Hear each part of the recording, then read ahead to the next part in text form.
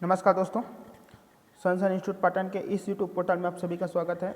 जैसे कि आप जानते हैं कि हम प्रतिदिन डेली कैप्सूल लेके आते हैं, तो आज जो हम 19 अप्रैल के इस डेली कैप्सूल का एनालिसिस करेंगे।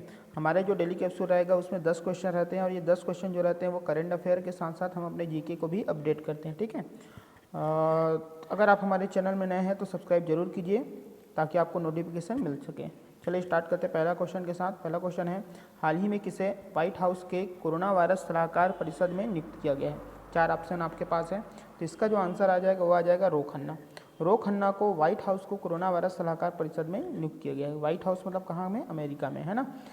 रो खन्ना जो है वो भारतीय मूल के अमेरिकी सांसद हैं। ठीक है, भारतीय मूल के अमेरिकी सांसद हैं। इनको जो है शामिल किया गया है व्हाइट हाउस में कोरोना वायरस सलाहकार के रूप में। ठीक, बात करते हैं यहाँ पे एक वर्ड यहाँ पे और आया हुआ है ऑप्शन में, सीमा वर्मा। मैंने कुछ दिन पहले ही आपको बताया था कि सीमा वर्मा को कोरोना वायरस टास्क फोर्स में शामिल किए गए हैं। ठीक है, कोरोना वायरस टास्क फोर्स में किसको शामिल किए गए थे? सीमा वर्मा को। और रो खन्ना किस में शामिल किए हैं? रो खन्ना को व्हाइट हाउस के कोरोना वायरस सलाहकार परिषद में। ये बिल्कुल आप याद रखना। बात आया हुआ है अमेरिका, तो अमेरिका के बारे में हम अक्सर चर्चा करते ही हैं कि अमेरिका की जो राजधानी है वाशिंगटन डीसी है। अमेरिका के जो राजधानी वाशिंगटन डीसी किस नदी के किनारे है? तो पोटोमैक नदी के किनारे है। ये भी हमने आपको बताया था। और आपको ये भी बताया था कि अमेरिका में जो कितने प्रांत हैं, टोटल 50 प्रांत हैं। और अमेरिका के जो राष्ट्रपति है वो डोनाल्ड ट्रंप है। ठीक है, और आपको अभी भी ये भी पता हो कि जो मलेरिया रोधी जो दवाई है, जो मैंने कल भी आपको बताया था हाइड्रोक्लोरोक्विनोन, इसको जो है अमेरिका को हमने सप्लाई कर दिया है। ठीक है, चलिए बढ़ते हैं। तो इस क्वेश्चन का आंसर आ जाएगा रो खन्ना। बढ़ते हैं सेकंड नंबर क्वेश्चन के अनुसार, हाल ही में किसी मंत्री ने किस मोबाइल ऐप को लॉन्च किया है? 4 ऑप्शन है। देखिए, किसान सम्मान ऐप, किसान विकास ऐप, किसान साथी ऐप। ये वाला जो है आप थोड़ा चेंज कर लीजिएगा ना, रक्षा नहीं है, किसान रथ ऐप, इसको आप रथ ऐप कर लीजिए। ठीक है, तो आंसर जो आ जाएगा वो किसान रथ ऐप आ जाएगा। अभी जो कृषि मंत्री हैं, कौन है कृषि मंत्री? नरेंद्र सिंह तोमर। ठीक है, नरेंद्र सिंह तोमर ने एक मोबाइल ऐप लॉन्च किया है, उसका नाम है किसान रथ ऐप। क्यों लॉन्च किया और क्या काम है इसका? तो आप देखेंगे, अभी आप जानते हो लॉकडाउन के चलते जो है हर चीज़ जो है बंद है। इस कारण जो है किसान ऐसे चीज़ या ऐसे सब्जी या ऐसे फल जो जल्दी ख़राब होते हैं ना, तो उनको जो है सीधा खेत से मंडी तक के पहुंचाने के लिए एक बोलना चाहिए मोबाइल ऐप जारी किया है, जिसके माध्यम से जो है किसान जो है इस ऐप से जानकारी लेकर वहाँ से परिवहन कर सकते हैं। ठीक है, तो याद रखना इस चीज़ को कि ये जो किसान ऐप, ये यहाँ पे मैं फिर से बोल रहा हूँ, ये रथ ऐप है ना, किसान रथ ऐप लॉन्च किया गया। इस किसान रथ ऐप के जरिए से ही कोई भी किसान जो है, जो कि बहुत जल्दी ख़राब हो जाती है सब्जी हो चाहे फल हो, उसको अपने खेत से वो मंडी तक पहुंचा दे सकता है। ठीक है, इसको किसने डिज़ाइन किया है, किसने बनाया किसान रथ ऐप को? तो याद रखना NIC ने। ठीक है, NIC नेशनल इंफॉर्मेशन सेंटर ने। ठीक है, इतना आपको याद रखना है।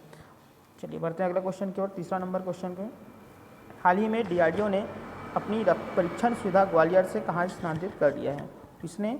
DRDO ने अपनी परीक्षण सुविधा ग्वालियर से कहाँ स्थानांतरित कर दिया? तो इसका आंसर आ जाएगा दिल्ली। देखिए, DRDO जो है अपनी परीक्षण सुविधा, टेस्टिंग फैसिलिटी जो है, जैसे PPE हो गया, इन सभी को भारत देश के अन्य जगहों में, अन्य राज्यों में सुविधा अगर जल्दी से सप्लाई करने के लिए वो दिल्ली में अपना जो है परीक्षण सुविधा को स्थानांतरित कर दिया है, ताकि जो है भारत देश के अन्य राज्यों में जल्दी से सप्लाई हो सके, दिल्ली से जल्दी सप्लाई हो सके। ठीक है, अब बात करते हैं DRDO के बारे में। तो DRDO को जो आप जानते हैं कि इनका जो स्थापना हुआ था 1958 में हुआ था। इनका स्थापना DRDO का और नासा का स्थापना दोनों का एक ही ईयर में हुआ था। ये दोनों बात आप याद रखना। किसका? इसका DRDO का और नासा का, दोनों का जो स्थापना कब हुआ था दोस्तों? 1958 में हुआ था। DRDO का हेडक्वार्टर कहाँ है? तो DRDO का जो मुख्यालय है वो है नई दिल्ली के अंदर। कहाँ है? नई दिल्ली के अंदर। DRDO के जो चेयरमैन हैं वो भी आप याद रख सकते हैं, G सतीश रेड्डी। DRDO के जो संस्थापक है वो, सॉरी चेयरमैन है, वो कौन है? G सतीश रेड्डी। G सतीश रेड्डी जो है वर्तमान में DRDO के चेयरमैन है। ठीक है, 2019 में DRDO को मिसाइल सिस्टम अवार्ड प्राप्त हुआ था। 2019 में DRDO को मिसाइल सिस्टम अवार्ड प्राप्त हुआ था। ठीक है, अभी मैंने थोड़ा देर पहले आपको बताया था कि DRDO का जो स्थापना हुआ था 1958 में हुआ था। एक्चुअल में इनका जो स्थापना हुआ था वो 1 जनवरी 1958 में हुआ था। इस कारण 1 जनवरी को DRDO दिवस भी मनाया जाता है। 1 जनवरी को DRDO दिवस भी मनाया जाता है। ठीक है, तो इस क्वेश्चन का आंसर आ जाएगा दोस्तों दिल्ली। ठीक है, दिल्ली के बारे में आप जानते ही हो, दिल्ली जो है उनकी जो मुख्यमंत्री कौन है? मुख्यमंत्री जो है अरविंद केजरीवाल हैं, ठीक है। यहाँ का उपराज्यपाल कौन है? अनिल बैजल जो है यहाँ के उपराज्यपाल हैं, ये आपको पता है। और साथ में आपको बताया था कि इन्होंने जो है ऐसा राज्य पहला है जिन्होंने क्यों से सिस्टम लागू किया था, 5T, कोरोना वायरस से लड़ने के लिए 5T प्लान तैयार किया था, ठीक है। चलिए बढ़ते हैं अगला क्वेश्चन की ओर। चौथा नंबर है, हाल ही में किस मोबाइल ऐप ने 13 दिनों में सबसे अधिक डाउनलोड किए जाने का विश्व रिकॉर्ड बनाया है? तो इसका आंसर सीधी सी बात है, क्या आ जाएगा? आरोग्य सेतु, जिसको मैंने भी कुछ दिन पहले मैंने आरोग्य सेतु के बारे में बताया भी था। देखिए ये एक ऐसा ऐप बन गया है जो 13 दिनों में लगभग 5 करोड़ से भी ज़्यादा, 5 करोड़ से भी ज़्यादा अभी तक इनको डाउनलोड कर लिया गया है। 5 करोड़ से भी ज़्यादा लोगों ने इनको जो है डाउनलोड कर लिया है। ये एक विश्व रिकॉर्ड बन गया है कि 13 दिनों में इतना ज़्यादा जो है किसी ऐप को डाउनलोड किया गया हो, ठीक है। ये आरोग्य सेतु किससे संबंधित है? तो आरोग्य सेतु जो है कोरोना वायरस को रोकने के उपाय या उसके बताने के लिए जो है आरोग्य सेतु बनाया गया था, जिसको मैंने आपको पिछले क्लास में बता दिया है, ठीक है। अब बात आती है ये आरोग्य सेतु किस में चलता है? तो आरोग्य सेतु जो आप जानते हो स्मार्टफोन में चलती है ना, लेकिन एक ऐसा भी चीज़ बनाया गया है, आप जानते हो, जिसका मोबाइल जो है स्मार्टफोन नहीं है, जो की वाला, जो की बटन वाला जो पुराना आता था, उसके लिए जो है आरोग्य सेतु, उनके लिए जो है Aarogya Setu interactive response voice system बनाया गया है, ठीक है। क्या बोला मैंने? Aarogya Setu interactive voice response system बनाया गया है, जिसको जो है स्टार्ट किया कहाँ में? तमिलनाडु में। ये इंपॉर्टेंट है, आप याद रख लेना। मैं क्या बोला मैं अभी कि ऐसे मोबाइल फ़ोन्स जो स्मार्टफोन नहीं है उनके लिए Aarogya Setu interactive voice response system जो है किसने लागू किया है, किसने फॉलो किया है, किसने बनाया? तो तमिलनाडु किया गया, ठीक है। यहाँ पे आया हुआ है कोरोना वाच, तो कोरोना वाच को किसने किया? तो कर्नाटक ने किया है। कोरोना वाच ऐप जो है किसने लागू किया? कर्नाटक ने किया है। प्रज्ञान को किसने किया? तो प्रज्ञान को झारखंड ने किया। किसने किया? झारखंड ने किया। क्वारंटाइन को किसने किया? तो क्वारंटाइन को राजस्थान ने किया, ठीक है। ये आप याद रखते रहना थोड़ा थोड़ा। कोरोना वाच कर्नाटक, प्रज्ञान जो है वो झारखंड, और क्वारंटाइन को किसने? राजस्थान। आपका ये क्वेश्चन है, आप मेरे को कमेंट करके आप बताइए कि छत्तीसगढ़ में कौन सा ऐप लागू किया गया या कौन सा ऐप जो है जारी किया गया, ये आपको कमेंट करके आपको बताना है, ठीक है। तो इस क्वेश्चन का आंसर आ जाएगा आरोग्य सेतु। बढ़ते हैं अगला क्वेश्चन के ओर। 5वां नंबर, हाल ही में किस देश में स्थित भारतीय उच्चायोग ने वर्चुअल गोलमेज कोविड-19 बैठक का आयोजन किया गया? देखिए कोरोना वायरस के कारण ब्रिटेन में स्थित जो भारतीय उच्चायोग है ना, इन्होंने जो है कोविड-19 की चुनौतियों पर आगे का रास्ता तैयार करने के उद्देश्य से एक वर्चुअल गोलमेज बैठक आयोजन किया गया था। क्या बोला मैंने? कि ब्रिटेन में स्थित जो भारतीय उच्चायोग है ने कोविड-19 के बारे में या कोविड-19 के चुनौतियों पर आगे का रास्ता तैयार करने के लिए एक वर्चुअल गोलमेज कोविड-19 बैठक का आयोजन किया गया था। तो कहाँ में किया गया? ब्रिटेन में किया गया। अब ब्रिटेन आए हैं तो ब्रिटेन के बारे में आप देख लेंगे। ब्रिटेन की जो राजधानी है वो क्या है? लंदन है। ब्रिटेन की राजधानी लंदन है। ब्रिटेन के जो मुद्रा है वो याद रखना, पाउंड स्टर्लिंग। ब्रिटेन की जो मुद्रा है वो पाउंड स्टर्लिंग। ब्रिटेन की मुद्रा पाउंड स्टर्लिंग जो है ये ब्रिटेन की क्या है? मुद्रा है, ठीक है। यहाँ के पीएम के बारे में तो आप बहुत अभी फेमस रहे हैं, बोरिस जॉनसन। कौन दोस्तों? बोरिस जॉनसन बहुत फेमस इस कारण रहे हैं क्योंकि हाल ही में जो है ये कोरोना वायरस से क्या पाए गए? पॉजिटिव पाए गए। बोरिस जॉनसन जो है कोरोना वायरस से पॉजिटिव पाए गए। और ब्रिटेन के ही आप जानते हो प्रिंस चार्ल्स जो है वो भी कोरोना पॉजिटिव पाए गए, ठीक है। अब बात करेंगे इसमें, अभी इनके बारे में याद रखना, ब्रिटेन में जो है हमारी प्रीति पटेल, भारतीय मूल की प्रीति पटेल, वो गृह सचिव बनी। कौन बनी? गृह सचिव बनी। देखो चर्चे में रहता है, जानते भी सब हो, सुने भी हो गृह सचिव या प्रीति पटेल नाम, लेकिन कन्फ्यूज़न ये हो जाता है कि अमेरिका कहे कि ब्रिटेन कहे, तो ये आपको थोड़ा थोड़ा याद रखते जाना है ना। प्रीति पटेल कहाँ में? ब्रिटेन में, ठीक है। इतना आपको थोड़ा याद रखना। साथ ही आपको एक और बात पता होगा कि हाल ही फरवरी में भारत और ब्रिटेन के बीच एक युद्धाभ्यास हुआ था। क्या बोला मैंने? फरवरी में ब्रिटेन और भारत के बीच एक युद्धाभ्यास हुआ था, और हुआ था वो ब्रिटेन में हुआ था, जिसका नाम था अजय वॉरियर्स। अजय वॉरियर्स नाम से जो है ये युद्धाभ्यास हुआ था, ठीक है। कहाँ हुआ था? ब्रिटेन में। ब्रिटेन और भारत के सैनिकों के बीच युद्धाभ्यास, ठीक है। बढ़ते हैं आगे। एक मैं आपको कॉन्सेप्ट बता देता हूँ इस चित्र से, आप अगर आपको समझ में आ जाए। देखिए अक्सर लोग जो है इसको थोड़ा सा नहीं समझ पाते। देखिए ये है इंग्लैंड, ठीक है, दिख रहा है आप लोगों को? ये देखो, ये है इंग्लैंड, ये है स्कॉटलैंड, ये है वेल्स। इंग्लैंड की जब की बात करते हैं तो ये ओनली ये इंग्लैंड की बात करेंगे। अगर स्कॉटलैंड, इंग्लैंड और वेल्स को अगर मिला देंगे तो इसको बोलते हैं ग्रेट ब्रिटेन। क्या बोलते हैं, ग्रेट ब्रिटेन। बात समझ में आ रहा है। इंग्लैंड बोलेंगे तो सिर्फ ये क्या हो गया, ये इंग्लैंड। स्कॉटलैंड, इंग्लैंड, वेल्स को अगर हम मिला देंगे तो इसको बोलते हैं ग्रेट ब्रिटेन। और अगर इस ग्रेट ब्रिटेन तीनों में, ग्रेट ब्रिटेन के साथ अगर नॉर्थन आयरलैंड को मिला देंगे तो इनको बोलते हैं यूके, यूनाइटेड किंगडम। ये आपको पता होना चाहिए, बात पता होना चाहिए, ठीक है। क्या बोला मैंने, अगर मान लो ये तो इंग्लैंड है, स्कॉटलैंड और वेल्स को मिला देंगे तो इसको बोलते हैं ग्रेट ब्रिटेन, तीनों को। और इस ग्रेट ब्रिटेन में जिसमें तीनों शामिल है उसमें अगर नॉर्थन आयरलैंड को मिला दोगे, सब मिला दोगे तो इसको बोलेंगे यूके, ठीक है। चलिए बढ़ते हैं अगला क्वेश्चन की ओर। 30 मिनट के अंदर कोरोना टेस्ट के नतीजे देने वाले रैपिड टेस्टिंग किट का उपयोग छत्तीसगढ़ में होगी। इस किट को किस देश ने सप्लाई किया है, ठीक है। देखिए अभी आप जानते हो कि भारत के सभी राज्य जो है कोरोना वायरस से लड़ रहे हैं, तो एक्चुअल में जो है छत्तीसगढ़ में अभी हाल में ऐसा उम्मीद है कि लगभग 95,000 से ज़्यादा लोग अभी भी क्वारंटाइन में हैं। 95,000 से ज़्यादा लोग अभी भी छत्तीसगढ़ में क्वारंटाइन में हैं और इन्हीं सभी को टेस्ट करना बहुत ज़रूरी है ना। क्वारंटाइन में सबका टेस्ट करना ज़रूरी है और इन सभी का टेस्ट जो है वो हो नहीं पा रही थी जल्दी। इस कारण जो है कितने लाए गए हैं, याद रखना, 75,000 जो है सेट, 75,000 सेट किट जो है मंगाया गया। ये कहाँ से लाया गया, तो ये कहाँ की है, ये दक्षिण कोरिया। तो इसका आंसर आ जाएगा दोस्तों दक्षिण कोरिया, ठीक है।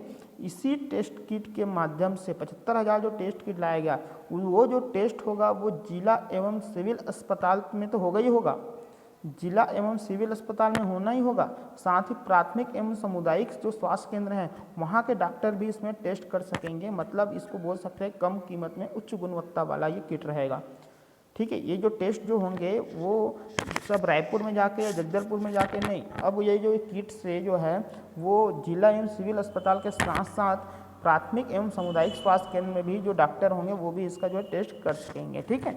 तो ये जो है कहाँ से लाया गया दोस्तों, ये दक्षिण कोरिया से लाया गया, ठीक है। बात समझ में आ गया।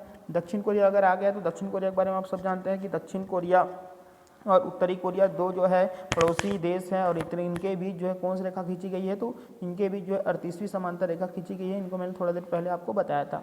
दक्षिण कोरिया की राजधानी के बारे में मैंने आपको बताया था। दक्षिण कोरिया की राजधानी वो क्या है, सियोल जो है दक्षिण कोरिया की राजधानी है, ठीक है। चलिए बढ़ते हैं अगला क्वेश्चन की ओर।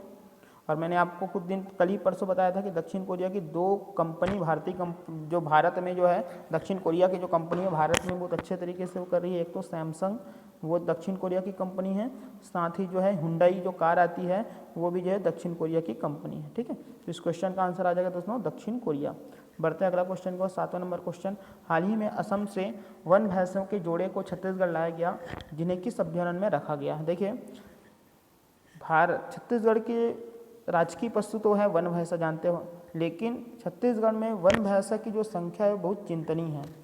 इस चिंतनीय होने के पीछे कारण ये बताया जाता है कि यहाँ पे गरियाबंद के जंगलों में नर वन भैंसा तो है, गरियाबंद के जंगलों में नर वन भैंसा तो है, लेकिन यहाँ मादा वन भैंसा नहीं है। इसी कारण जो है इन वन भैंसों की जो प्रजातियों की जो संख्या है वो नहीं बढ़ पा रही है। इसी के उद्देश्य से छत्तीसगढ़ ने जो है जियो अथॉरिटीज़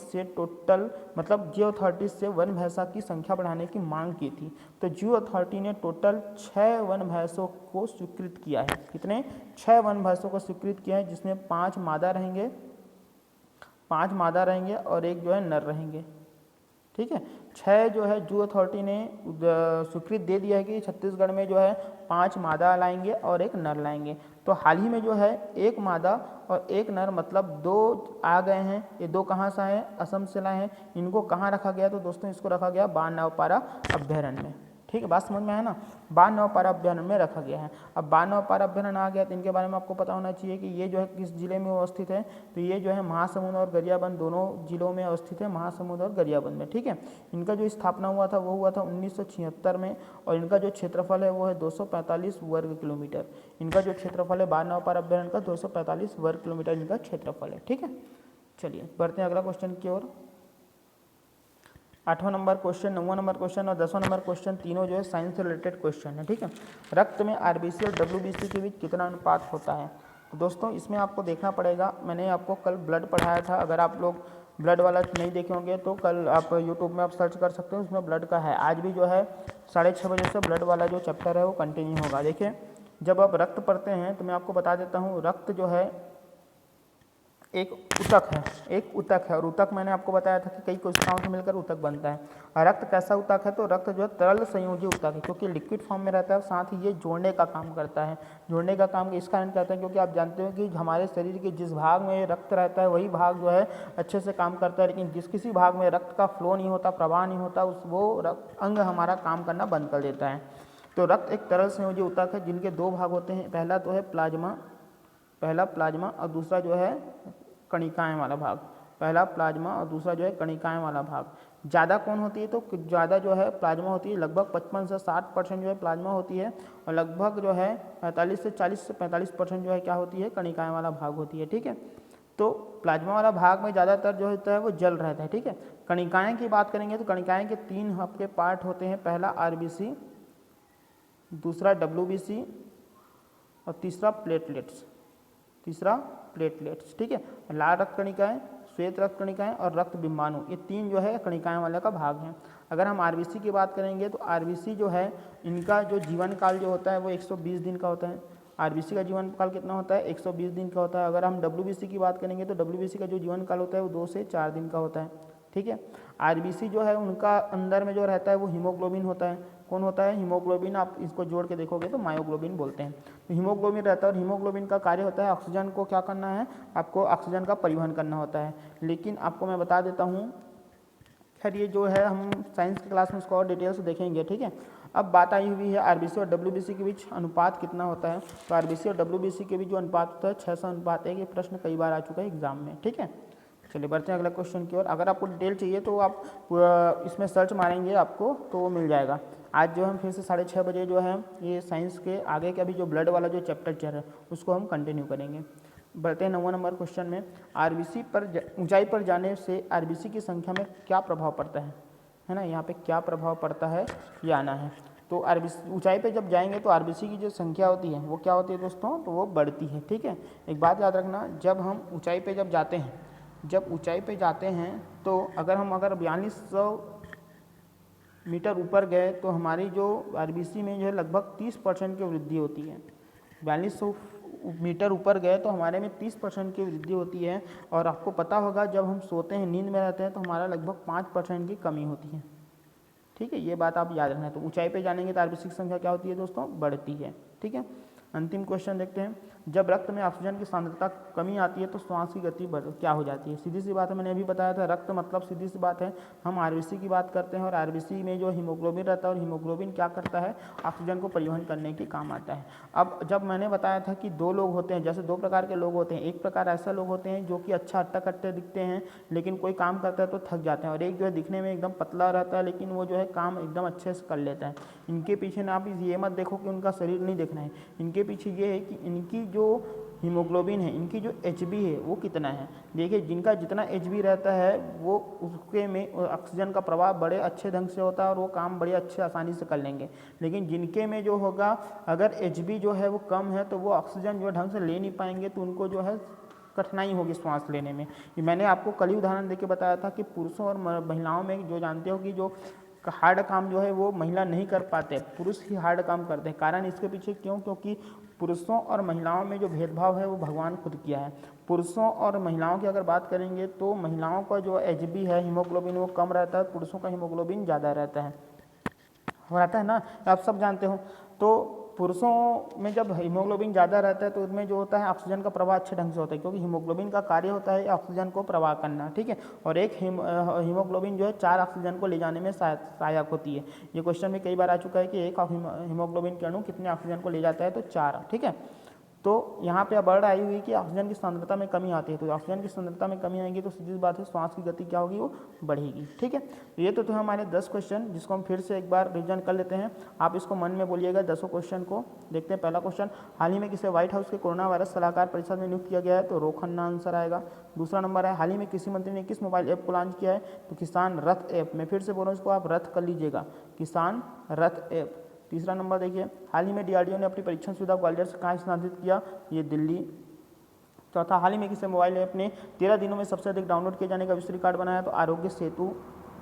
हाल ही में किस देश में स्थायी भारतीय उच्चायोग ने वर्चुअल गोलमेज कोविड-19 बैठक का आयोजन किया? तो इसका आंसर आएगा ब्रिटेन।